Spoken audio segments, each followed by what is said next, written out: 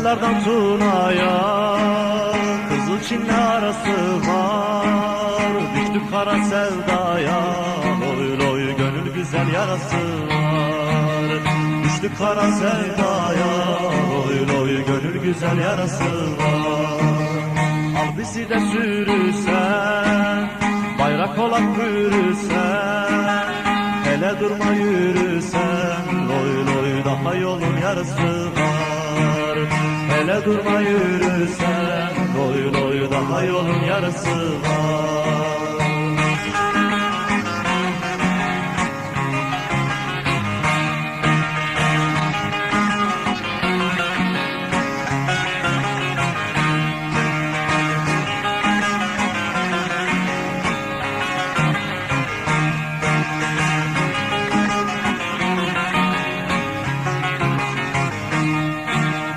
Ölüm bize ağır gelmez, kara topraklar gelmez, zindanları zor gelmez, loy loy gözlerinin karası var.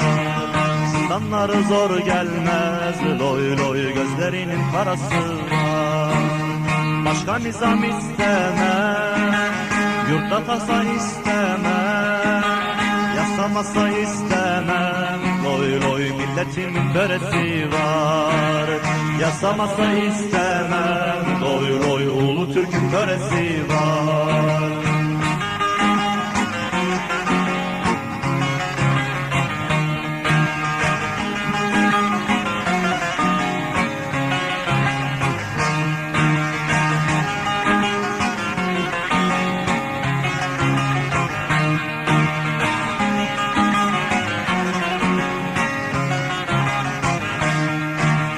Bir ülkedir uzakta, yaralıdır tuzakta, uzağında kalsak da, loy loy gönlümüzde orası var.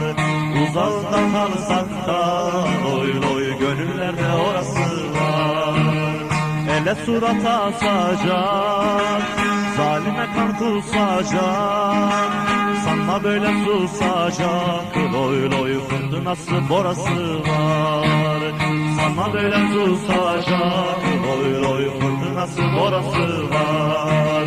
Sanma böyle susacak, loy loy fırtınası borası var. Sanma böyle susacak, loy loy her şeyin bir sırası var.